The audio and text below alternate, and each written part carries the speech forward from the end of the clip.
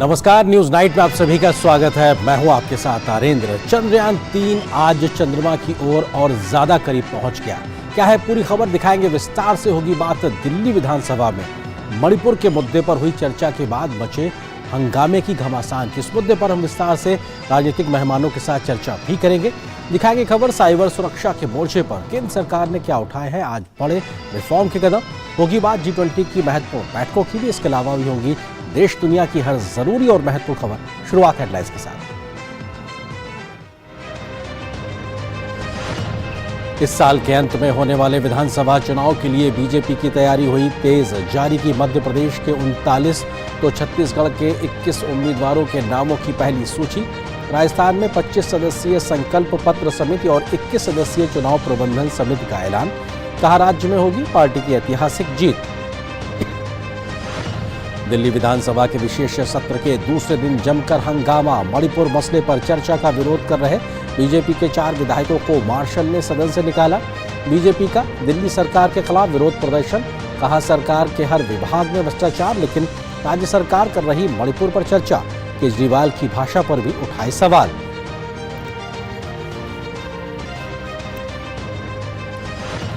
एक और कदम आगे बढ़ा मिशन चंद्रयान 3। विक्रम लैंडर सफलतापूर्वक प्रोपल्शन मॉड्यूल से हुआ अलग। केंद्रीय विज्ञान और प्रौद्योगिकी मंत्री डॉक्टर जितेंद्र सिंह ने जताई खुशी। अब 23 अगस्त की शाम चंद्रमा की सतह पर उतरेगा लैंडर रोवर। राष्ट्रपति द्रौपदी मुर्मू ने कोलकाता के गार्डन रिच डॉकयार्ड में नौसेना के स्वदेशी युद्धपोत विंध्यागिरी का किया जलावतरण। विंध्यागिरी 17A फ्रिगेट्स का 6ठा युद्धपोत। नौसेना की क्षमता में होगा इजाफा। राष्ट्रपति ने मेरा बंगाल नशा मुक्त बंगाल अभियान भी किया लॉन्च।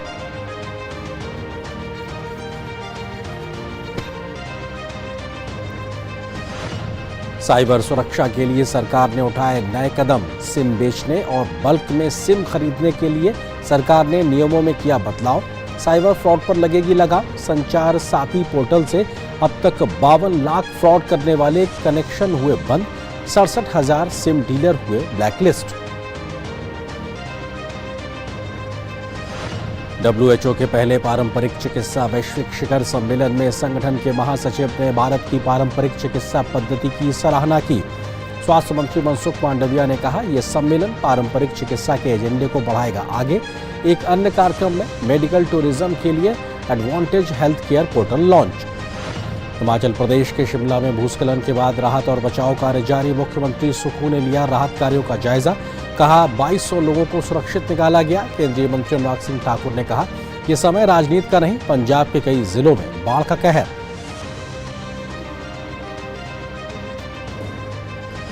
पाकिस्तान के फैसलाबाद में ईश निंदा के मामले में अल्पसंख्यकों के खिलाफ हुए तांडव पर अमेरिका ने जताई गहरी चिंता।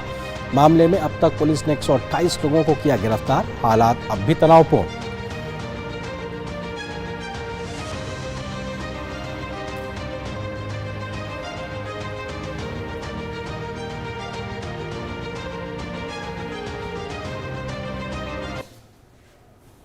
तो सुर्खियों के बाद में खबरों पर डालते हैं विस्तार से नजर। इस साल कई राज्यों में विधानसभा चुनाव को लेकर तैयारियां और ज्यादा तेज हो गई हैं।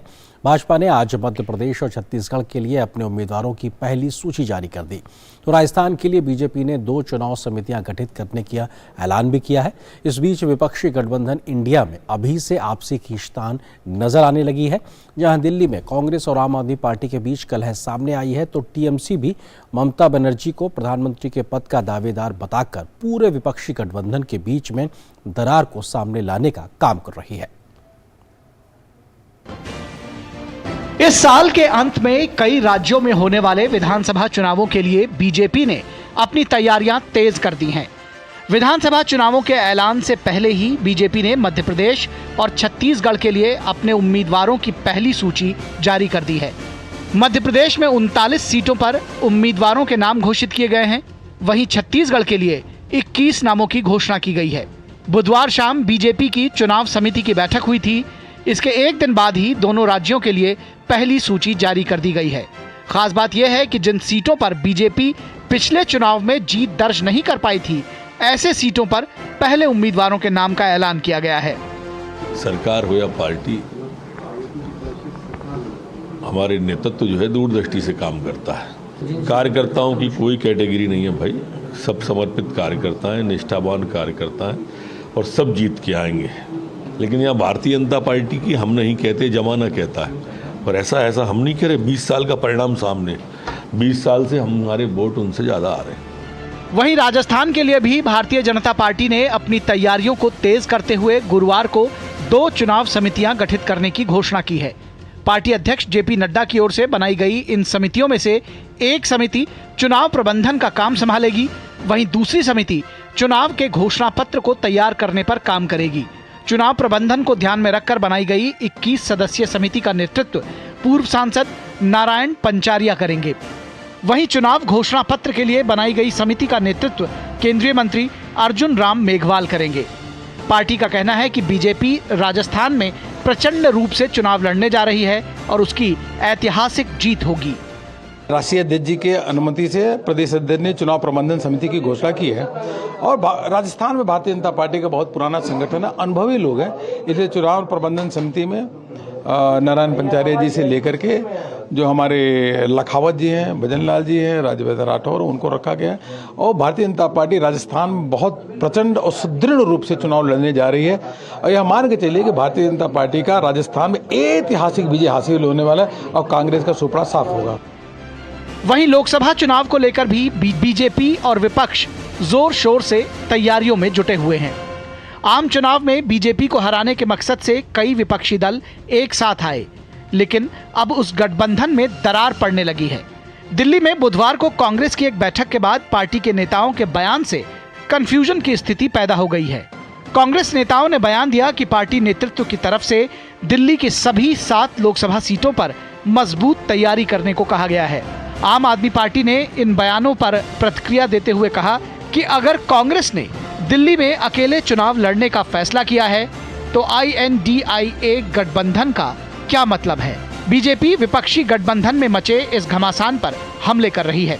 तथाकथित गठबंधन बन भी रहा था, ये कोई मिशन और विजन के साथ नहीं, ये केवल अपने अपने भ्रष्टाचार, कमीशन, करप्शन और एम्बिशन को साधने के लिए बना था। और इसीलिए जैसे ही मतलब खत्म हुआ वैसे कांग्रेस और आम आदमी पार्टी एक दूसरे को अपने अपने असली तेवर दिखाने लगी और उसी के प्रतिफल में ये सारे बयान निकल रहे हैं। विपक्षी गठबंधन में पश्चिम बंगाल और महाराष्ट्र में सब कुछ ठीक नहीं चल रहा है। बंगाल में टीएमसी नेता जहां ममता बनर्जी को PM फेस के रूप में प्रोजेक्ट कर रहे हैं, वहीं महाराष्ट्र में शरद पवार की सियासत किसी को समझ में नहीं आ रही है। पहले एनसीपी में विभाजन और अब पवार की अजित पवार संघ बैठकों से महाविकास अघाड़ी में घमासान मचा है। ऐसे में सवाल यही है कि आखिर विपक्षी गठबंधन NDA का मुकाबला कैसे करेगा। शैलेंद्र मिश्र के साथ ब्यूरो रिपोर्ट, DD न्यूज। आज अरविंद केजरीवाल सरकार ने मणिपुर के मुद्दे पर चर्चा की तो हंगामा हो गया। भाजपा के विधायकों ने केजरीवाल सरकार पर दिल्ली के मुद्दों पर चर्चा न कराकर मणिपुर के मुद्दे पर चर्चा कराने के मामले पर घेरा तो विधानसभा में जमकर शोर शराबा देखने को मिला। भाजपा विधायकों को मार्शल के द्वारा विधानसभा से बाहर निकाला गया तो भाजपा ने केजरीवाल सरकार पर दिल्ली की जनता के साथ विश्वासघात करते हुए विरोध प्रदर्शन किया। के विशेष सत्र का दूसरा दिन काफी हंगामेदार रहा। आम आदमी पार्टी के विधायक दुर्गेश पाठक ने दिल्ली विधानसभा में मणिपुर मसले पर सीमित चर्चा की शुरुआत की। भाजपा विधायकों ने इसका विरोध किया। उनका कहना था कि मणिपुर दिल्ली विधानसभा के दायरे से बाहर का विषय है। विधानसभा में राज्य से जुड़े मसलों पर ही चर्चा की जानी चाहिए।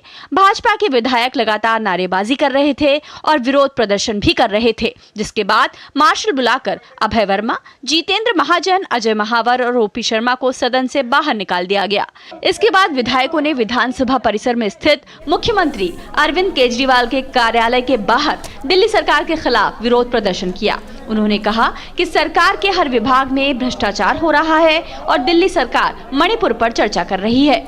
भारत एक देश है और इस देश के किसी हिस्से में अगर किसी को भी दर्द होता है, किसी को भी अगर पीड़ा होती है, किसी के साथ अत्याचार होता है, किसी के साथ अन्याय होता है, तो पूरे देश का फर्ज है कि उसके खिलाफ अपनी आवाज बुलंद करे दिल्ली विधानसभा में केवल उन्हीं मुद्दों पर चर्चा हो सकती है जो दिल्ली से रिलेटेड है।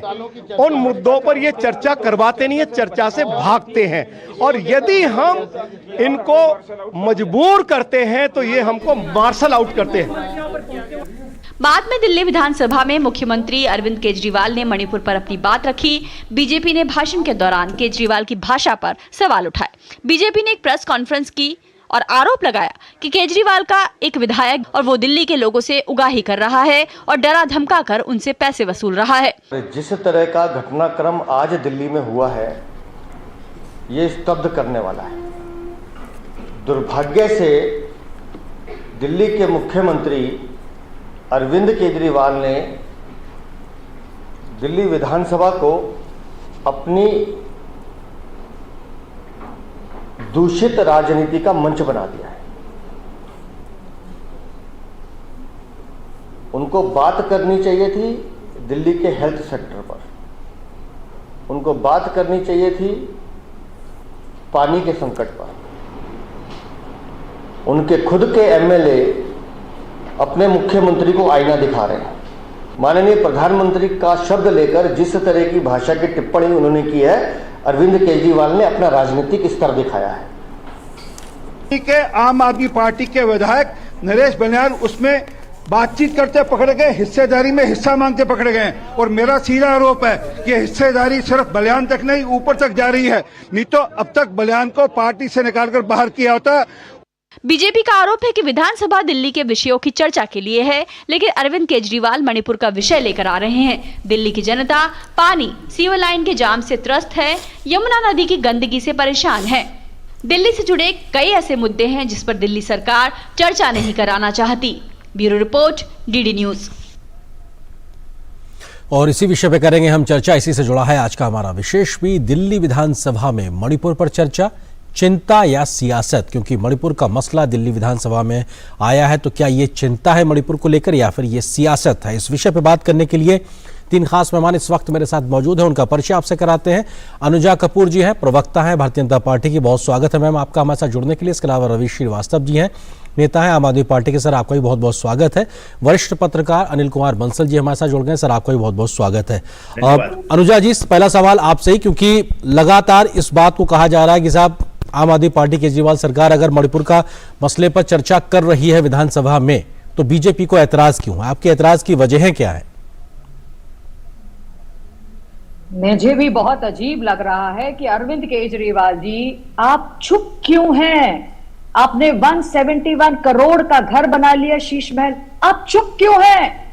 आप क्यों नहीं जवाब देते जब 400 आप ही के लोगों को, अफसर्स को निकालकर एलजी साहब ने टर्मिनेट किया क्योंकि आप 1-1 लाख रुपए की सैलरी देते थे? आप चुप क्यों हैं? आप ही के गोपाल राय जो मिनिस्टर है वो बात करते हैं कि जब मुद्दा होगा लोग मरेंगे, तो बताइए आप, आपके सीवेज का पानी पीकर आप ही के अगेंस्ट 1.71 लाख कंप्लेंट्स हैं। 4.19 लाख लोग जो है वो लिवर, किडनी और गैस्ट्रोइंटेस्टाइनल प्रॉब्लम से जूझ रहे हैं। 19,238 डेथ हो चुकी है। अरविंद केजरीवाल जी आप चुप क्यों हैं? आप बेटे हैं, आप चुप क्यों हैं? अब आप बताइए, आपने कितने स्कूल बनाए, कॉलेजेस बनाए, यूनिवर्सिटी बनाए। हम आपसे सवाल पूछते हैं, यमुना पर आपने 600 करोड़ खा गए, आप चुप क्यों हैं? जब छठ पे पूजा होती है और छठ में लोग बेचारे उस अमोनियम क्लोराइड के अंदर डुबकी लगा रहे थे, आप चुप क्यों हैं? बड़ा दुख का विषय है अरविंद केजरीवाल जी। मणिपुर जल रहा है, अरविंद केजरीवाल की दिल्ली बेहाल है। मणिपुर जल रहा है तो मोदी जी ने बोल दिया था पार्लियामेंट में आकर, जवाबदारी हो गई। अमित शाह जी वहां पर काम कर रहे हैं और भी बहुत चीजें चल रही हैं, सेंटर उसको देख रहा है। पर अरविंद केजरीवाल जी, अनुजा जी, आप कुल मिला के कह रहे हैं कि दिल्ली के मसलों पर केजरीवाल चुप हैं और वो मणिपुर का मसला उठा रहे हैं। रवि श्रीवास्तव जी हमारे साथ आम आदमी पार्टी से नुमाइंदगी कर रहे हैं। रवि जी, ये मसला महत्वपूर्ण इसलिए है क्योंकि अगर विधानसभा किसी राज्य की है और उसके राज्य से जुड़े मसलों पर अगर चुप्पी है और बाकी राज्यों को लेकर चिंता है, तो ये फिर चिंता है या सियासत? सवाल उठना लाजमी सी बात है। रवि जी, मणिपुर के मुद्दे पर जिस तरह भाजपा के विधायक ये कहते हुए पाए गए कि मणिपुर यहाँ पे मुद्दा नहीं है, मणिपुर पे यहाँ पे बात नहीं हो सकती, मणिपुर हमारा विषय नहीं है। मैं समझता हूं कि ये बहुत ही असंवेदनशीलता की बात है और ये दिखाता है कि भाजपा का क्या स्टैंड है एक ऐसे मुद्दे पर जिसने देश तो देश पूरे विश्व के अंदर भारत की नाक कटवा दी, जहां पर 60,000 लोग बेघर हो गए, 160 लोग मारे गए, जहां 6,500 FIR हो चुकी हैं, जहां महिलाओं को निर्वस्त्र करके सड़कों पे घुमाया गया और उनके साथ गलत काम किए गए, वो मुद्दा नहीं है। पूरा देश देख रहा है, मणिपुर देख रहा है। रवि जी, प्रधानमंत्री पर चुप क्यों है? जी रवि जी, सवाल जी, एक मिनट टाइम देंगे तो अच्छा रहेगा। मैं बिल्कुल, मैं अब सवाल ये था कि दिल्ली के मसलों पर चुप्पी और मणिपुर की चिंता ना होना, ये किसी भारतीय के लिए भी बर्दाश्त के बाहर की बात है। बिल्कुल सही बात, लेकिन जो प्रमुख प्राथमिक जिम्मेदारी है दिल्ली सरकार की, तो पहले उस पर बात होनी होगी ना। वो एक आप पे आरोप लग रहा है। आयेंद्र जी, इसमें आरोप लगाने की कोई बात नहीं है। जो दिल्ली के मुद्दे हैं उन पर भी बात की जाएगी, उनको कहां मुद्दों को पीछे छोड़ा जाएगा। कोई भी कभी अरविंद केजरीवाल उन मुद्दों से भागे नहीं, मगर अरविंद केजरीवाल का आज कहना यह है कि जो देश के प्रधानमंत्री हैं वो देश के पिता समान है, और वो जिस तरह से, चाहे वो महिला रेसलर्स के मुद्दा हो, चाहे वो कोई भी देश के अंदर जो हो रहा है आज, उस पर किस तरह से चुप रहते हैं। 16,000 संसद में इस मसले को लेकर जितनी भी बात हुई सबने देखा। मेरे साथ अनिल कुमार बंसल जी भी हैं, वरिष्ठ पत्रकार। अनिल जी, किस तरीके से कोई एक राज्य की विधानसभा किसी भी राज्य के मसले पर चर्चा करे, ये अपने आप में एक पहली और बार देखने को इस प्रकार की स्थिति दिखाई पड़ रही है। क्या अगर ये परिपाटी परंपरा आगे बढ़ती है तो ये फिर तो राजनीतिक तौर से बढ़ती हुई एक परिपाटी के तौर पर देखा जाएगा इसको? नहीं, पहली बार नहीं हो रहा है। आपको याद नहीं है, अप्रैल में भी जब CBI ने केजरीवाल जी से पूछताछ की थी, तब भी उन्होंने एक सत्र बुलाया था, और उसमें आपको याद नहीं है, उन्होंने एक राजा की कहानी सुनाई थी, एक कम पढ़ा लिखा राजा। तो तब पूरे देश को हास्यास्पद सी नजर आई थी कि क्या विषय डिस्कस हो रहा है, विधानसभा के अंदर क्या बातें होनी चाहिए, और हम कहानियां सुना रहे हैं। तो निश्चित रूप से जो आपने पहला सवाल उठाया कि चिंता है या राजनीति है, देखिए इसको जो हमारे आम आदमी पार्टी के नेता हैं वो भी इससे इनकार नहीं कर सकते कि अरविंद केजरीवाल एक मजे हुए राजनेता हैं। वो हर विषय पर राजनीति कर सकते हैं, और ये भी राजनीति का विषय है, और इसको नकारने की, अगर राजनीतिक दल राजनीति करते ही हैं, इसमें कोई नकारने की बात क्या है। तो मणिपुर पर चर्चा संसद में हो चुकी। अगर आम आदमी पार्टी को निश्चित रूप से सरोकार होगा, मणिपुर भी भारत का हिस्सा है, तो आम आदमी पार्टी अपनी राजनीतिक मामलों की समिति की बैठक बुला सकती है, अपनी पार्टी का अधिवेशन बुला सकती है, उसमें वो इन मुद्दों पर चर्चा कर सकती है, मणिपुर की चिंता पर बयान दे सकती है, कुछ भी मणिपुर की स्थिति के बारे में कर सकती है, वो स्वतंत्र है। लेकिन जब आप विधानसभा का सत्र बुलाते हैं तो निश्चित रूप से आपसे अपेक्षा की जाती है कि आप जो राज्य के मुद्दे हैं, जो वहां के मुद्दे हैं, उन पर चर्चा जरूर करेंगे। इतनी बड़ी बाढ़ की विभीषिका को दिल्ली ने पहली बार देखा, उसमें काफी लोगों को परेशानी हुई, विस्थापन हुआ। मैं ये नहीं कहूंगा कि दिल्ली सरकार ने काम नहीं किया, कम किया, ज्यादा किया, सरकार सक्रिय रही होगी, पर उस पर चिंता करते, सकारात्मक उसमें सोच होती, विपक्ष के भी विचार लेते, अपने विधायकों के भी लेते, और सदन में अगर चिंतन होता, कोई रास्ता निकलता भविष्य के लिए, तो अच्छा लगता। अनुजा जी, क्योंकि रवि जी इस बात को कह रहे हैं कि संसद में इस मसले पर चर्चा न हुई, प्रधानमंत्री ने इस पे चुप्पी साधे रखी, इसलिए मजबूरन उनको अपनी विधानसभा में ये चर्चा करना पड़ रहा, चूंकि संख्या बल उनके पास है तो वो कर सकते हैं, इसलिए कर रहे हैं। अनुजा जी, कितना मजा आ रहा है इनसे, इनकी जो बातें हैं वो बिल्कुल मजाकिया होती हैं।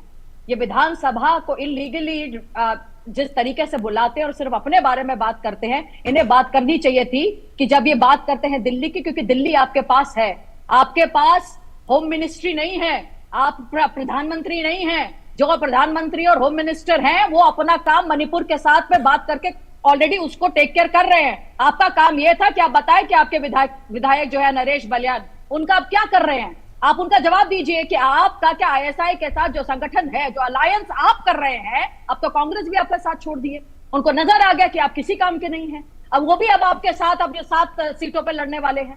तो अब आप ये बताएं ना कि आप कर क्या रहे हैं। आप लोग दिल्ली चीफ सेक्रेटरी को घर में बुलाकर पीटते हैं, तो क्या गुंडई पार्टी हैं आप? गुंडई पार्टी है ना आप? तो आपसे काम हो नहीं रहा। लोग यहाँ पे आप कूड़ा जो होता है रातों रात तो उठा के आप गाजियाबाद में जाकर फेंकते हैं, गाजीपुर का। आप कर क्या रहे हैं? आपके पास है क्या करने के लिए? क्योंकि आपके पास कोई मिनिस्ट्री तो आपके पास है नहीं, कोई डिपार्टमेंट आपने लेकर नहीं रखा। मनीष सिसोदिया को आपने जेल में डाल दिया है ना, आतिशी को आपने फिर से उसको आप सिविल सर्विसेज में डाल दिया कि हमें वहां से उसकी बात करेंगे। अरे आप कर क्या रहे हैं? सौरभ भारद्वाज क्या कर रहे हैं बैठे बैठे? पानी उनके अंडर आता है, दिल्ली जल बोर्ड उनके अंदर आता है, 71,000 करोड़ का लोन उनके अंडर आ चुका है, डीटीसी खत्म हो चुकी है, कर्मचारियों को पक्का नहीं कर रहे। 8 साल में आपने कोई बस नहीं दे पाए, आप जो रिटायर्ड कर्मचारी उनको पेंशन स्कीम नहीं दे रहे, आयुष्मान भारत आपसे चालू ना हो सका। आपसे हुआ क्या है? आपके कर्नाटका के, आपके कांग्रेस के कर्नाटका के हेल्थ मिनिस्टर आए थे, आपका मेरा तो सबसे ज्यादा वर्ल्ड क्लास है हेल्थ, क्या बोल कर गए? ओवरहाइप क्या बोल के गए? उससे ज्यादा अच्छा मेरा कर्नाटका का है। अरे आपकी है कहां? न्यूयॉर्क टाइम्स आपने पैसे देकर काम करवाया। आपकी कौन सी जगह पे वर्ल्ड क्लास में आपका काम हो रहा है? ना हेल्थ में हो आप, ना आप एजुकेशन में हो, आपने क्लासरूम के बजाय बाथरूम बना दिए। आप कर क्या रहे हो? ना आपके पास कोई काम है, ना धंधा, ना नेता प्रॉपर कोई जो काम कर सके इसके अंदर है। करप्शन लेने के लिए आप लोग आगे आ जाते हो, अपने घर बनाने के लिए आगे आ जाते हो, अपनी जेबें गरम करने के लिए आगे आ गए। कितना बड़ा दुख की बात है। विधानसभा के अंदर दुनिया के सामने अनुजा जी, मैं आपके सवाल को आगे ले जाता हूँ। जी आप एक तरफा डिबेट करते हैं जी रवि जी, भाजपा प्रवक्ता कोई जी रवि जी मसला ये है जी, अनुजा जी मैं आपके सवाल को आगे ले जाता हूं। रवि जी, मसला ये है कि विधानसभा के सत्र को आहूत करना, बुलाना राजनीतिक लाभ लेने के लिए, राजनीतिक बयानबाजी के लिए, इससे हासिल क्या है? दिल्ली की जनता को आप ये बताकर कि मणिपुर के लिए चिंतित हैं, आप ये तमाम प्लेटफॉर्म से कर सकते हैं, लेकिन उसके लिए पैसा खर्च करना, सत्र को आहूत करने के लिए जो पैसा खर्च होता है वो भी दिल्ली की जनता का है। उसके बाद आप हासिल क्या कर रहे हैं इससे? मसला यह है कि इस देश के प्रधानमंत्री कमजोर, अहंकारी, भ्रष्ट हैं। रवि जी नहीं रवि जी आप रिपीट कर रहे हैं। आपसे सवाल जो मैं पूछ रहा हूं उसका जवाब नहीं दे रहे सर, आप राजनीतिक बयानबाजी कर रहे हैं। मैं आपसे सीधा सवाल पूछ रहा हूं, इससे हासिल क्या हुआ? रवि जी सीधा सवाल का सीधा जवाब तो मुझे देने दीजिए ना। हाँ, मैं आपसे पूछ रहा हूँ ना। नहीं आप पहुंच गए प्रधानमंत्री पे, मैं आपसे पूछ रहा हूँ, दिल्ली की बात कर रहा हूँ, आप संसद की बात करने लगते हैं। मैं आपसे पूछ रहा हूँ कि दिल्ली की जनता का पैसा विधानसभा के सत्र में खर्च करके आपको हासिल क्या हुआ मणिपुर की चिंता जताकर? ये सवाल है सर मेरा। आज पूरा देश ने यह देखा कि इस देश का प्रधानमंत्री क्या है। इस देश का प्रधानमंत्री हर चीज पे चुप क्यों है? इस देश का प्रधानमंत्री वो बोल चुके हैं संसद में, वो बोल चुके हैं सर। नहीं ये आपका तथ्य गलत है। वो संसद में बोल चुके हैं, बयान दिया, और पूरे देश ने भी देखा, दुनिया ने भी देखा है। रवि जी, ये तथ्य गलत है आपका। रवि जी, तथ्य आपका ये गलत है। वो संसद में बयान दे चुके हैं और सरकार क्या कर रही है उसका पूरा सिलसिलेवार तरीके से गृह मंत्री ने पूरा जिक्र किया था। ये बयान दे चुकी है। जयशंकर कहते हैं वो चाइना हमसे बड़ी। देखिए अब आप विषयांतर करने लगे, आप चाइना पहुंच गए, आपसे दिल्ली के मसले की बात करते हैं, आप चाइना पहुंच गए। अनिल कुमार जी, समस्या यही है कि आप पूछिए कुछ और जवाब कुछ आता है। कई बार मसले और मुद्दों को भटकाने और विषयांतर करने की कोशिश भी लगातार कई बार आम आदमी पार्टी के तरफ से देखी जाती है, और आज फिर रवि जी वही कोशिश करते नजर आ रहे हैं। अनिल जी लग रही है। देखिए, प्रधानमंत्री जी ने लाल किले की प्राचीर से भी मणिपुर की चर्चा की, जो आपने बात की। क्या हो गया भाई?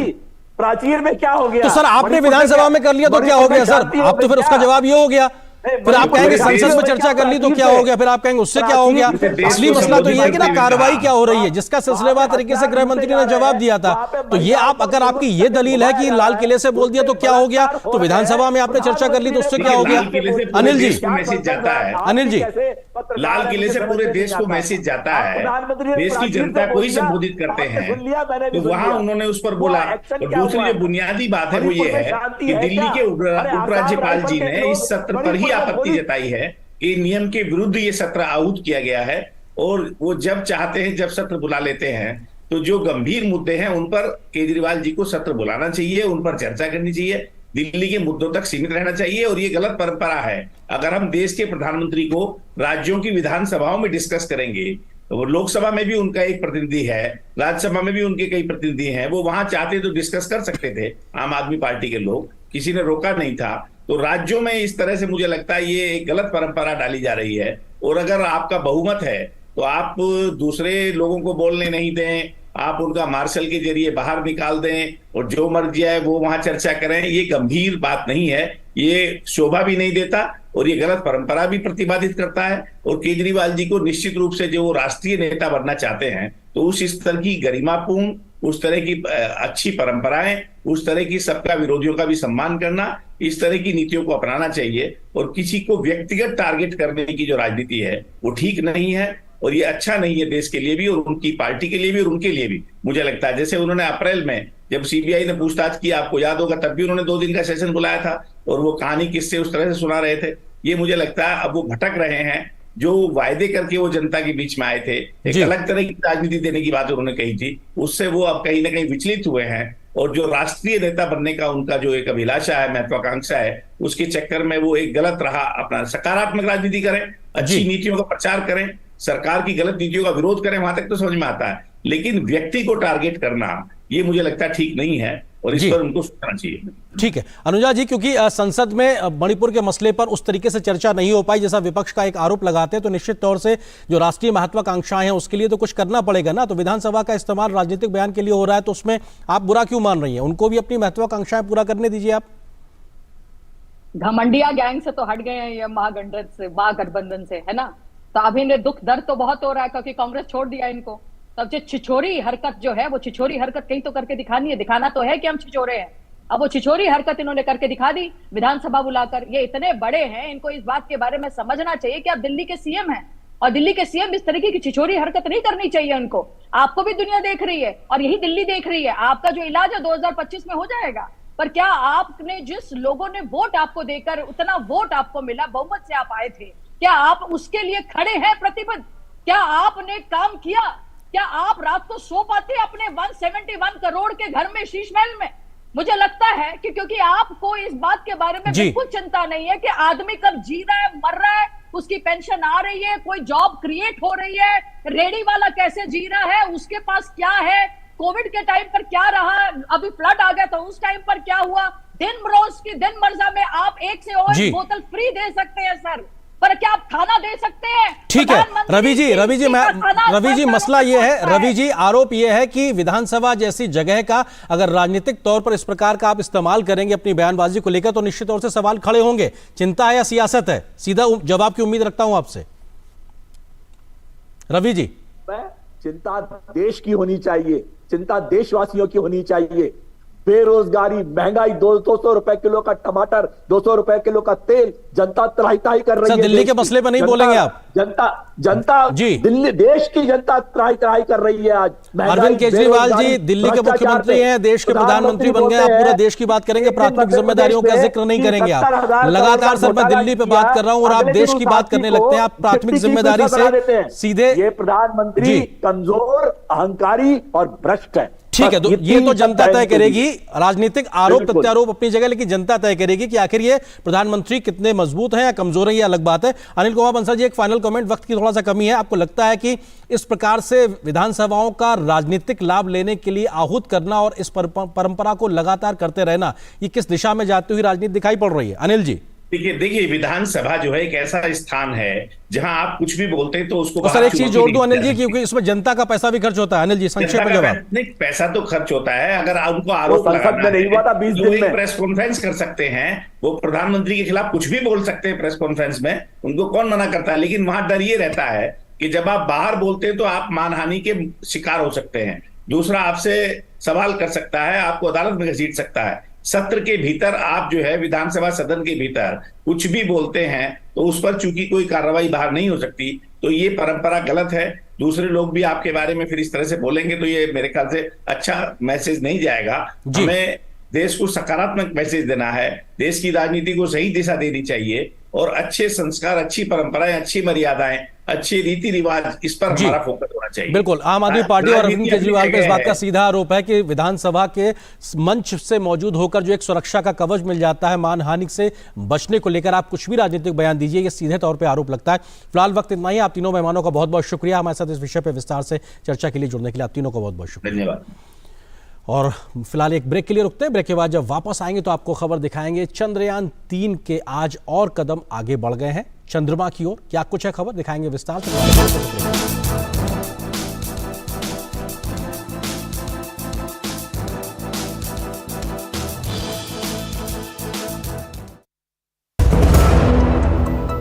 होंगे बच्चे स्वस्थ, भले फूलेगा बचपन, इन्हें पिलाओ मुगली घुट्टी 555।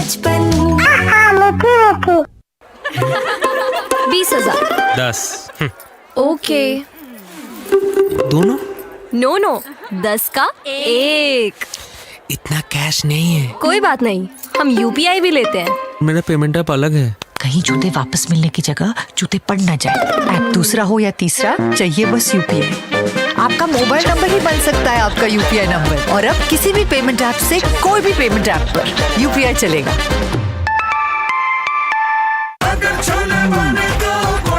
गोल्डी छोले मसाले, जहाँ जाए रिश्ते बनाए, जहाँ जाए रिश्ते बनाए, गोल्डी मसाले।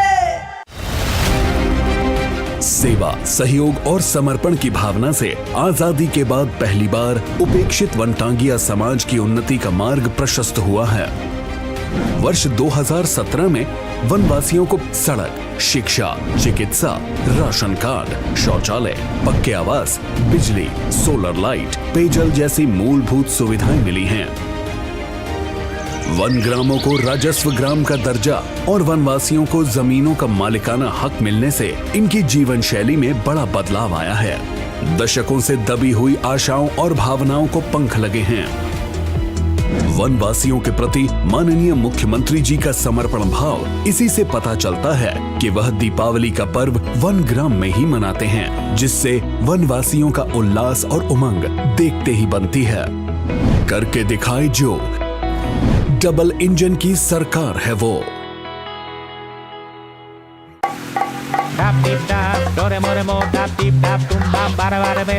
अबे देख,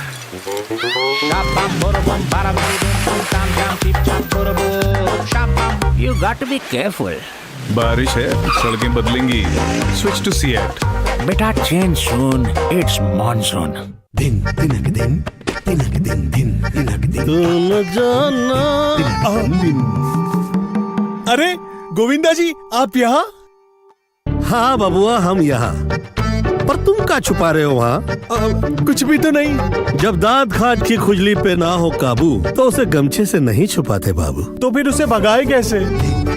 जालिम लोशन लगाकर दांत खाज की खुजली, एक्जिमा जड़ से निकाले। अभी खरीदे जालिम लोशन। ब्रेक के बाद कुछ और महत्वपूर्ण खबरें। चांद की ओर बढ़ते भारत के कदम में आज एक और सफलता का कदम आगे बढ़ा है। चंद्रयान 3 से आज प्रज्ञान रोवर को लेकर चल रहा अंतरिक्ष यान का विक्रम लैंडर सफलतापूर्वक प्रोपल्शन मॉड्यूल से अलग हो गया है। अब ये लैंडर 23 अगस्त की शाम को चंद्रमा की दक्षिणी ध्रुव पर लैंडिंग करेगा। भारत के इस प्रयास में अभी तक सभी कदम तयशुदा आधार पर चल रहे हैं। अब इंतजार 23 अगस्त का है, जब भारत एक नया इतिहास लिखता हुआ नजर आएगा। पिछले 14 जुलाई को इसरो ने भारत के महत्वाकांक्षी चंद्रयान 3 का सफर शुरू किया था। अब एक महीने के बाद चंद्रयान 3 मिशन ने अपनी यात्रा में गुरुवार को एक और महत्वपूर्ण उपलब्धि हासिल की। प्रज्ञान रोवर को लेकर चल रहा अंतरिक्ष यान का विक्रम लैंडर सफलतापूर्वक प्रोपल्शन मॉड्यूल से अलग हो गया। इससे मिशन एक कदम और आगे बढ़ गया। इसरो ने दोपहर करीब 1:15 बजे चंद्रयान 3 के प्रोपल्शन मॉड्यूल को लैंडर और रोवर से अलग कर दिया। अब प्रोपल्शन मॉड्यूल चंद्रमा की कक्षा में रहकर धरती से आने वाले रेडिएशन का अध्ययन करेगा, जबकि लैंडर रोवर 23 अगस्त की शाम चंद्रमा की सतह पर उतरेगा। इसरो ने माइक्रो ब्लॉगिंग साइट एक्स पर लिखा, चंद्रयान 3 मिशन लैंडर मॉड्यूल ने कहा, सवारी के लिए धन्यवाद दोस्त। LM को प्रोपल्शन मॉड्यूल से सफलतापूर्वक अलग कर दिया गया है। कल शाम लगभग 4 बजे से पहले तय गति कम करने के बाद LM थोड़ी निचली कक्षा में उतरने के लिए तैयार है। We have traveled all the way to more than 3,84,000 kilometers and going closer and closer to the moon. Now we are around 53 kilometers near the moon. We'll go closer also to make it softly landing. So that way, more you are going closer, I think the importance comes in more and more energizing. So that you are the final target you are reaching. केंद्रीय विज्ञान और प्रौद्योगिकी मंत्री जितेंद्र सिंह ने चंद्रयान 3 के lander module के propulsion module से अलग होने को लेकर खुशी जताई है।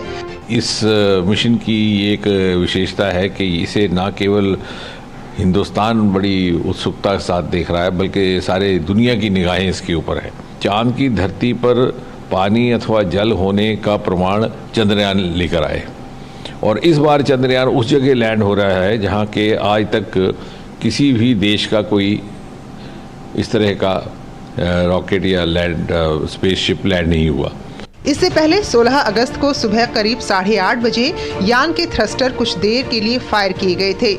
इसके बाद चंद्रयान 153 किलोमीटर इंटू 163 किलोमीटर की कक्षा में आ गया था।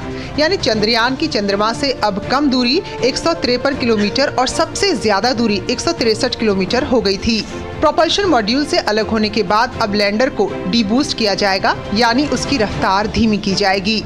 यहाँ से चंद्रमा की न्यूनतम दूरी 30 किलोमीटर रह जाएगी। सबसे कम दूरी से ही 23 अगस्त को चंद्रयान की सॉफ्ट लैंडिंग की कोशिश की जाएगी। लैंडर को 30 किलोमीटर की ऊंचाई से चंद्रमा के सतह पर लैंड कराने तक की ये प्रक्रिया बेहद महत्वपूर्ण होगी।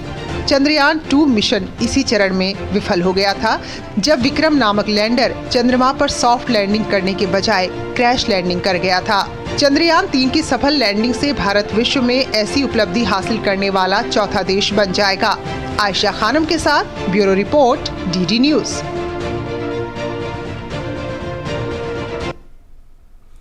साइबर फ्रॉड को रोकने के लिए केंद्र सरकार ने आज 2 बड़े रिफॉर्म लागू करने की बात कही है, जिसके तहत अब सिम बेचने वाले डीलरों का टेलीकॉम एजेंसी वेरिफिकेशन करेंगी, तो बल्क में सिम खरीदने के नियम भी सरकार ने बदल दिए हैं। इन तमाम कदमों से साइबर फ्रॉड रोकने में मदद मिलेगी, तो धोखाधड़ी करने वालों पर भी लगाम कसने में मदद होगी। देश में साइबर फ्रॉड को रोकने के लिए केंद्र सरकार लगातार काम कर रही है। गलत तरीकों से लोगों के साथ धोखाधड़ी करने वालों के खिलाफ सख्त कदम उठाए जा रहे हैं, तो वहीं प्रावधानों में परिवर्तन करके फ्रॉड को रोकने का काम भी किया जा रहा है।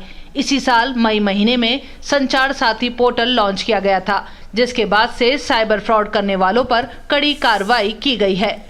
संचार साथी पोर्टल के लॉन्च होने के बाद में we have detected and deactivated 52 lakh connections, 67,000 जो सिम के डीलर्स होते हैं, सिम बेचते हैं ना, सिम कार्ड जहाँ पे बेचते हैं, उसके 67,000 डीलर्स को ब्लैकलिस्ट किया है और उसमें 300 FIRs भी रजिस्टर की। देश के आम लोगों की सहूलियत को ध्यान में रखते हुए और साइबर फ्रॉड को रोकने के लिए केंद्रीय दूरसंचार मंत्रालय ने 2 और बड़े रिफॉर्म लागू किए हैं। कोई भी बिजनेस ग्रुप, कोई भी कॉर्पोरेट, कोई भी इवेंट के लिए अगर बड़ा कोई लेना चाहता है तो उसका एक प्रॉपर जो रजिस्ट्रेशन होता है, मान लो बिजनेस है तो उसमें GST रजिस्ट्रेशन होगा, पैन होगा, उसका IT रजिस्ट्रेशन होगा, राइट। कोई भी कॉर्पोरेट है तो उसका एक प्रॉपर सिस्टम होगा, उसके बेसिस पे बिजनेस कनेक्शंस दिए। सभी पॉइंट ऑफ सेल के जो डीलर्स हैं उनका रजिस्ट्रेशन कंपलसरी कर रहे हैं। इससे रजिस्ट्रेशन और वेरिफिकेशन से जिसने भी फ्रॉडुलेंटली सिम बेचा या फ्रॉडुलेंट डॉक्यूमेंट के बेसिस पे सिम बेचा, उस व्यक्ति को अकाउंटेबल किया जा सकेगा। संचार मंत्री अश्विनी वैष्णव ने कहा है कि संचार साथी पोर्टल समेत लागू किए जा रहे अन्य रिफॉर्म से देश में साइबर सुरक्षा बढ़ेगी और फ्रॉड रुकेगा।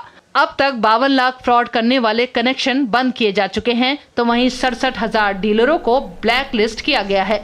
धोखाधड़ी करने वाले 66,000 व्हाट्सएप नंबर ब्लॉक करने के अलावा सरकार ने 300 लोगों के खिलाफ FIR दर्ज भी की है। संचार साथी पोर्टल से अब तक 3 लाख चोरी के मोबाइल को ट्रेस किया जा चुका है, तो अब तक देश के कुछ इलाके जो साइबर फ्रॉड के लिए कुख्यात हैं, वहां कार्रवाई की गई है, जिसका सीधा फायदा लोगों के लिए सुरक्षित साइबर स्पेस तैयार करने में मिल रहा है। विशाल बैरिस्टो के साथ ब्यूरो रिपोर्ट, डीडी न्यूज। और यहाँ पर एक छोटे से ब्रेक के लिए रुकते हैं, लेकिन ब्रेक के उस पार जब वापस आएंगे तो आपको दिखाएंगे कि भारत की पारंपरिक चिकित्सा पद्धति की सराहना आखिर किसने की, क्या है पूरी खबर, दिखाएंगे विस्तार से। फिलहाल एक छोटे से ब्रेक के लिए रुकते हैं।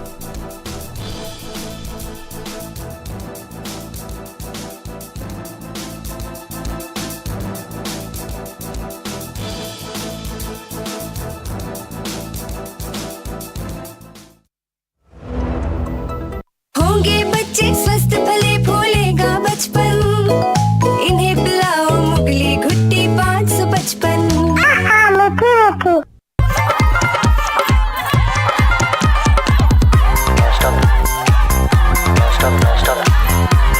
बिना रुकावट गाने सुनने के लिए अपना सब्सक्रिप्शन रिन्यू करें। सब्सक्रिप्शन खत्म? मिस्टर डीजे, UPI ऑटो पे कीजिए। ऑटो पे?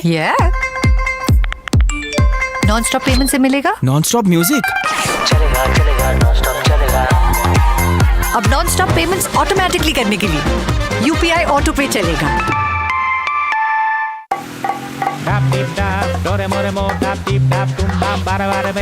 अबे देख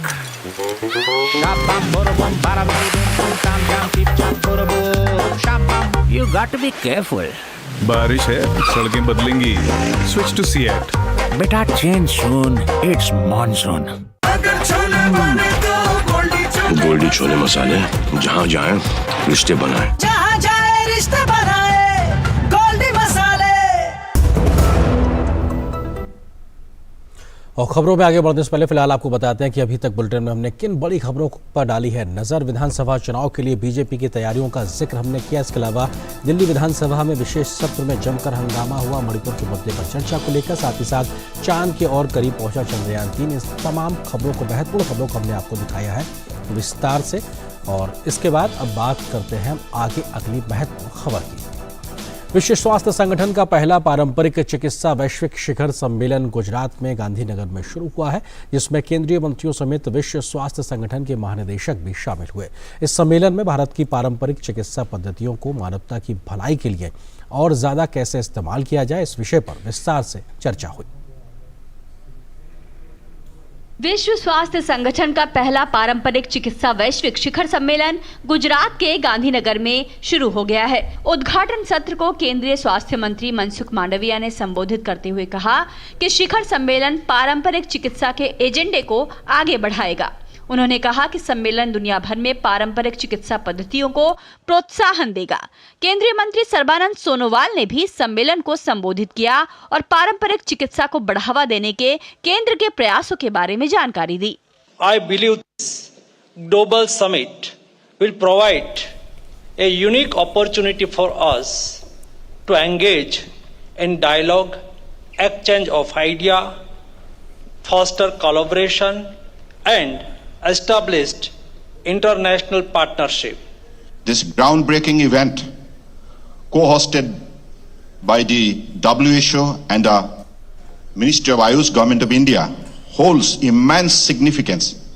Our discussion here aim to forge the foundation for a dedicated platform for traditional medicine within the framework of the G20.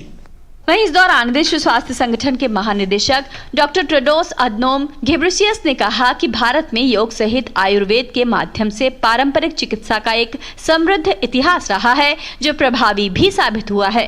India has a rich history of traditional medicine through Ayurveda, including yoga, which has been shown to be effective in alleviating pain. I also saw how traditional medicine is being integrated at the primary healthcare level with a wellness garden at the clinic, where I had the opportunity to plant a tulsi tree.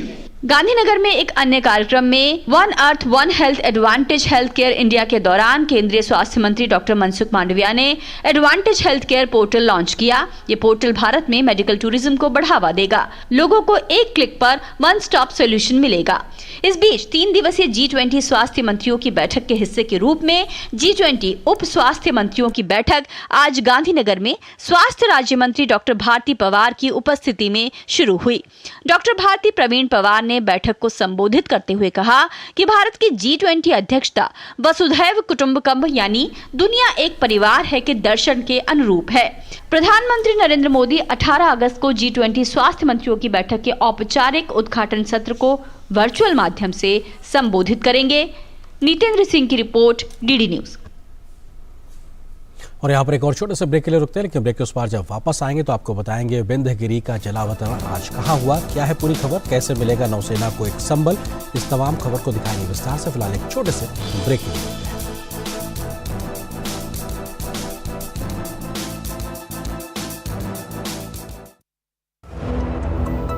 होंगे बच्चे स्वस्थ भले फूलेगा बचपन, इन्हें पिलाओ मुगली घुट्टी 555।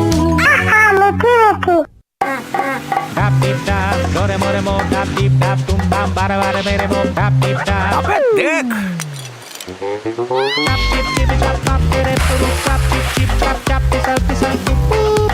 अरे बेटा बच के शाबाम बोरबम बारा मेरी बूम बूम ताम जाम टिप टाप बोरबम शाबाम बोरबम you got to be careful. बारिश है, सड़कें बदलेंगी। Switch to CEAT. Better change soon, it's monsoon.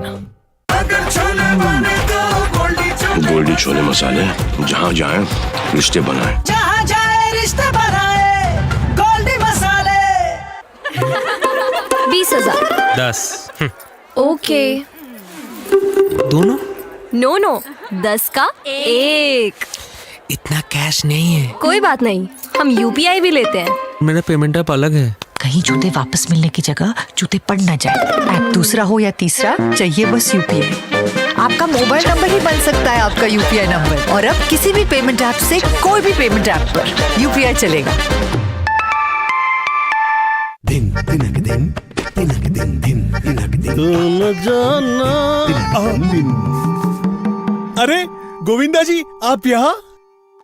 हाँ बबुआ हम यहाँ, पर तुम क्या छुपा रहे हो वहाँ? कुछ भी तो नहीं। जब दांत खाज की खुजली पे ना हो काबू तो उसे गमछे से नहीं छुपाते बाबू। तो फिर उसे भगाए कैसे? जालिम लोशन लगाकर दांत खाज की खुजली एक्जिमा जड़ से निकाले। अभी खरीदे जालिम लोशन। राष्ट्रपति द्रौपदी मुर्मू आज पश्चिम बंगाल के दौरे पर रहीं, जहां उन्होंने कई कार्यक्रमों में भाग लिया। राष्ट्रपति ने नशा मुक्त बंगाल अभियान की शुरुआत की तो भारतीय नौसेना के लिए नया आधुनिक और घातक जंगी जहाज विंध्यगिरी लॉन्च किया है। विंध्यगिरी के लॉन्च होने से भारतीय नौसेना की ताकत में बड़ा इजाफा होगा। पश्चिम बंगाल के लिए गुरुवार का दिन ऐतिहासिक रहा। राष्ट्रपति द्रौपदी मुर्मू ने पश्चिम बंगाल को नशा मुक्त भारत अभियान के तहत नशे से आज़ादी के लिए मेरा बंगाल नशा मुक्त बंगाल अभियान की शुरुआत की। प्रजापिता ब्रह्म कुमारी द्वारा आयोजित इस कार्यक्रम का शुभारंभ राष्ट्रपति ने दीप प्रज्वलित करके किया। उन्होंने प्रजापिता ब्रह्म कुमारी के भाइयों और बहनों को सिर पर कलश देकर इस अभियान को आगे बढ़ाया। इस मौके पर राष्ट्रपति द्रौपदी मुर्मू ने युवाओं में बढ़ती नशाखोरी पर दुख जताते हुए कहा कि यह केवल चिंता का ही नहीं बल्कि चिंतन का भी विषय है। हमारे युवाओं में जिस तेजी से नशे के सेवन बढ़ रहे हैं, इस पर चिंता होना स्वाभाविक है, लेकिन ये समय केवल चिंता का नहीं है बल्कि चिंतन का और समाधान की ओर तेज गति से बढ़ने का समय है। आध्यात्मिक चेतना, चिकित्सा, सामाजिक एकजुटता और राजनीतिक इच्छा शक्ति के द्वारा इस शक्ति से सुधार लाया जा सकता है। जो लोग नशे का सेवन करते हैं उनमें मेरा अनुरोध है कि नशे के लत को अपना जीवन बर्बाद करने मत दीजिए। कोई समस्या ऐसी नहीं होती जिसका आप अपनी इच्छा शक्ति से सामना नहीं कर सकते। कोलकाता में ही राष्ट्रपति द्रौपदी मुर्मू ने भारतीय नौसेना के लिए नया आधुनिक और घातक जंगी जहाज विंध्यगिरी लॉन्च किया। इसे कोलकाता की garden rich ship builders and engineers ने तैयार किया है। यह नीलगिरी क्लास का एक फ्रिगेट है जो एक स्टेल्थ गाइडेड मिसाइल युद्धपोत है। गुरुवार को छठे फ्रिगेट विंध्यगिरी को लॉन्च किया गया। इसका डिस्प्लेसमेंट 6,670 टन है। यह करीब 408.10 फीट लंबा है। इसका बीम 58.7 फीट है। इसमें 2 मैन डीजल इंजन लगे हैं। इसके अलावा 2 जनरल इलेक्ट्रिक के इंजन लगे हैं। यानी यह इलेक्ट्रिक डीजल युद्धपोत है जिसकी अधिकतम गति 59 किलोमीटर प्रति घंटा है। विंध्यगिरी के लॉन्च होने पर राष्ट्रपति द्रौपदी मुर्मू ने सभी को बधाई दी है। I am happy to be here at the launch of Vindhyagiri. This event marks a move forward in enhancing India's maritime capabilities. Vindhyagiri is also a step towards achieving the goal of Atmanirbhar Bharat through indigenous shipbuilding. Nilgiri class frigates को Majhgaon dock और garden rich ship builders and engineers बना रहे हैं। इसके तहत 7 जंगी जहाज बनने थे, 5 लॉन्च हो चुके हैं। लॉन्च किए गए फ्रिगेट्स के नाम है नीलगिरी, उदयगिरी, तारागिरी, हिमगिरी और दूनागिरी। राजेश राज की रिपोर्ट, डीडी न्यूज, कोलकाता। केंद्रीय वित्त मंत्री निर्मला सीतारमण ओडिशा के दौरे पर हैं, जहां उन्होंने आज कई कार्यक्रमों में भाग लिया। मेरी माटी मेरा देश कार्यक्रम के तहत उन्होंने केंद्रीय मंत्री धर्मेंद्र प्रधान के साथ उसमें भाग लिया। तो वित्त मंत्री ने प्रधानमंत्री मोदी के द्वारा घोषणा की गई विश्वकर्मा योजना को एक बड़ी शुरुआत भी बताया है। केंद्रीय वित्त मंत्री निर्मला सीतारमण ओडिशा के दौरे पर हैं। गुरुवार को उन्होंने कई कार्यक्रमों में हिस्सा लिया। सुबह उन्होंने पुरी में श्री जगन्नाथ मंदिर में पूजा अर्चना की। इस अवसर पर उनके साथ केंद्रीय मंत्री धर्मेंद्र प्रधान भी मौजूद रहे। निर्मला सीतारमण ने पुरी में ब्लू फ्लैग समुद्र तट पर मेरी माटी मेरा देश थीम पर तैयार रेत से बनी सुंदर कला देखी। प्रसिद्ध रेत कलाकार सुदर्शन पटनायक ने इसे बनाया है। केंद्रीय मंत्री निर्मला सीतारमण और धर्मेंद्र प्रधान ने ओडिशा के पुरी में मेरी माटी मेरा देश कार्यक्रम के तहत वृक्षारोपण अभियान में हिस्सा लिया। इसके साथ ही पंच प्रण प्रतिज्ञा भी ली। निर्मला सीतारमण और धर्मेंद्र प्रधान ने पुरी के केंद्रीय संस्कृत विश्वविद्यालय में मेरी माटी मेरा देश कार्यक्रम में हिस्सा लिया, जहां स्कूल और कॉलेज के छात्रों ने मिलकर तिरंगे के साथ भारत का नक्शा बनाया। निर्मला सीतारमण ने बताया कि अंग्रेजों द्वारा हमारे अंदर पैदा की गई गुलामी की मानसिकता से हमें खुद को मुक्त करने की जरूरत है, तभी भारत 2047 तक एक विकसित देश बन सकेगा।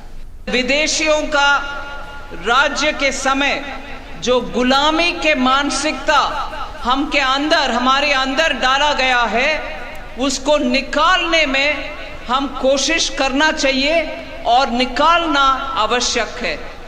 तब ही बनेगा 2047 में भारत देश एक विकसित देश बनेगा। आप सब लोग को भारत का गर्व महसूस करने का एक माहौल तब ही बनेगी। एक अन्य कार्यक्रम में वित्त मंत्री ने कहा कि लाल किले से प्रधानमंत्री नरेंद्र मोदी ने विश्वकर्मा योजना की शुरुआत की। हमने इसके लिए बजट में प्रावधान भी किया है। उन्होंने बताया कि 17 सितंबर को विश्वकर्मा योजना लॉन्च होगी।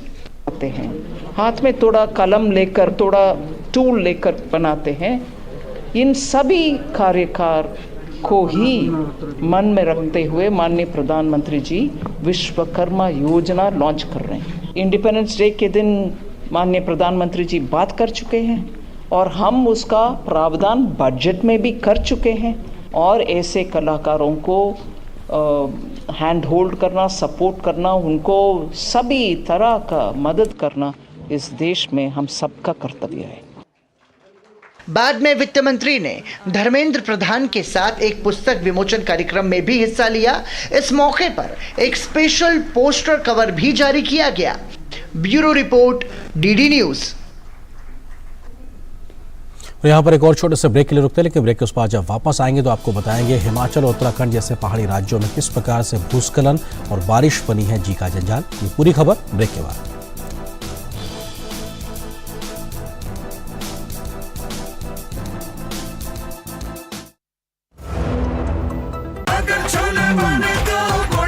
गोल्डी छोले मसाले, जहाँ जाएं रिश्ते बनाएं। जहाँ जाए रिश्ते बनाए, गोल्डी मसाले।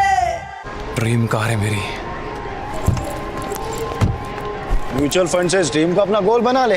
तो पैसे नहीं यार मेरे पास। देख, लाइफ में तेरा जो भी गोल हो, बड़ा या छोटा, उसके लिए हर महीने अलग अलग SIP में इन्वेस्ट कर। जितना बड़ा गोल उतना बड़ा अमाउंट और उतना ज्यादा टाइम। ये तो सही है। म्यूचुअल फंड निवेश बाजार जोखिमों के अधीन है। योजना से जुड़े सभी दस्तावेजों को ध्यान से पढ़ें। अबे देख,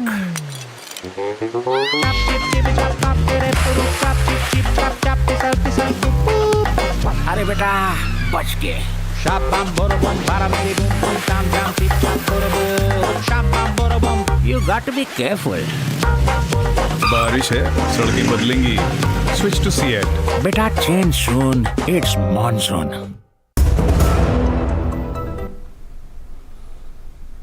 भारी बारिश से इन दिनों हिमाचल और उत्तराखंड पूरी तरीके से प्रभावित नजर आ रहे हैं। दोनों ही पहाड़ी राज्यों में कई जगह भूस्खलन से कई रास्ते बंद हो गए हैं, तो जान माल का नुकसान भी देखने को मिल रहा है। पहाड़ों पर हो रही भारी बारिश का असर अब पंजाब जैसे मैदानी राज्यों में भी देखने को मिलने लगा है, जहां कई इलाकों में बाढ़ जैसे हालात पैदा हो गए हैं। हिमाचल प्रदेश में 13 से 15 अगस्त तक हुई बारिश ने काफी नुकसान पहुंचाया।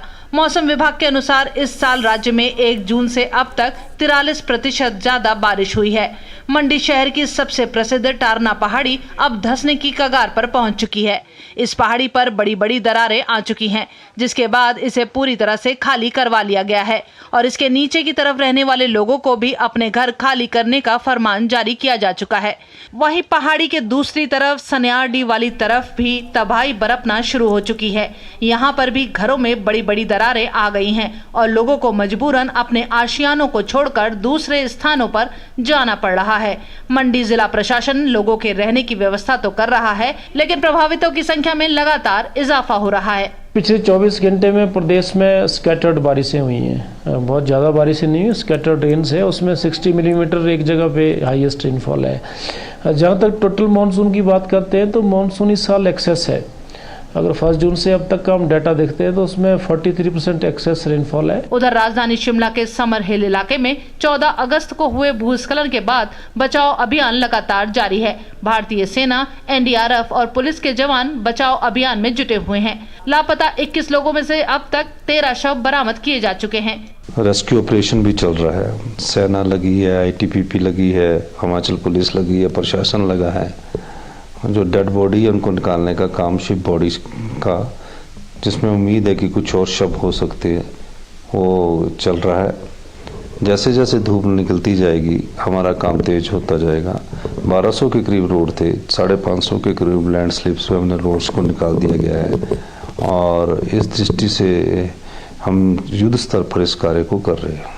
इस बीच सूचना प्रसारण मंत्री अनुराग सिंह ठाकुर ने कहा है कि ये समय राजनीति का नहीं बल्कि राज्य के लोगों को ज्यादा से ज्यादा मदद पहुंचाने का है। आपदा के समय आपस में ना लड़ें, आपदा के समय राजनीति ना करें, आपदा के समय मदद के लिए आगे आएं और राहत कार्य बढ़ चढ़ कर दें। केंद्र सरकार ने भरपूर मदद एनडीआरएफ की टीमों की तरफ से भी और जो भी सुविधाएं चाहिए थी एयरफोर्स से लेके अन्य, वो सारी देने का काम किया है। हिमाचल प्रदेश के पड़ोसी राज्य उत्तराखंड में भी बारिश और भूस्खलन से जनजीवन प्रभावित हुआ है।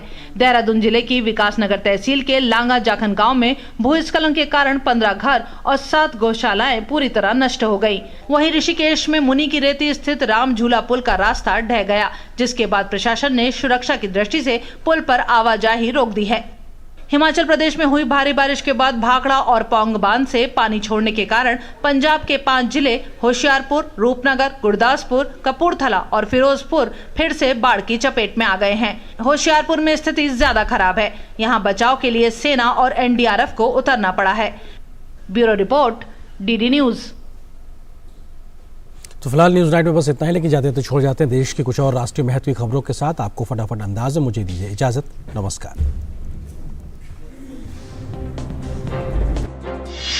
भारतीय राष्ट्रीय राजमार्ग प्राधिकरण यानी NHAI ने पुलों और अन्य संरचनाओं के आकार, प्रकार और निर्माण की समीक्षा करने के लिए डिजाइन विभाग का गठन कर दिया है। यह विभाग देश भर में राष्ट्रीय राजमार्गों पर पुलों, संरचनाओं और सुरंगों की योजना, डिजाइन, निर्माण और रखरखाव के लिए नीति और दिशा निर्देश तैयार करेगा।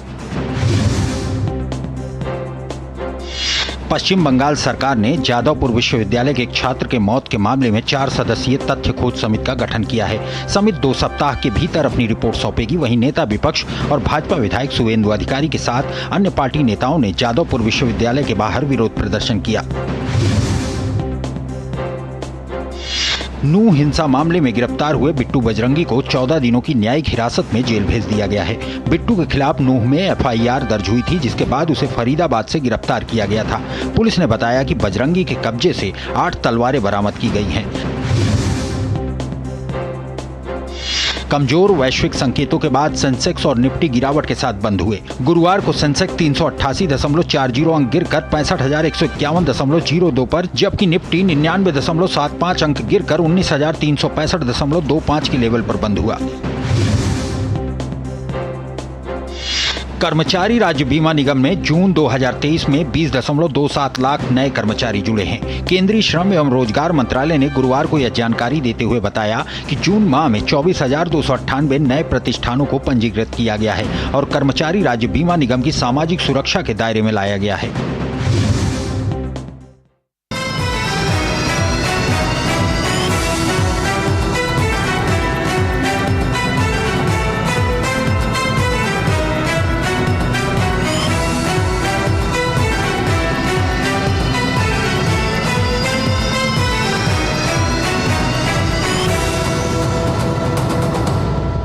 न्यूज नाइट के प्रायोजक थे वंडर सीमेंट। जब दिल में हो जज्बात तभी होती है एक परफेक्ट शुरुआत। और मुगली गुट्टी 555, हंसता बचपन खिलता बचपन, मुगली गुट्टी 555।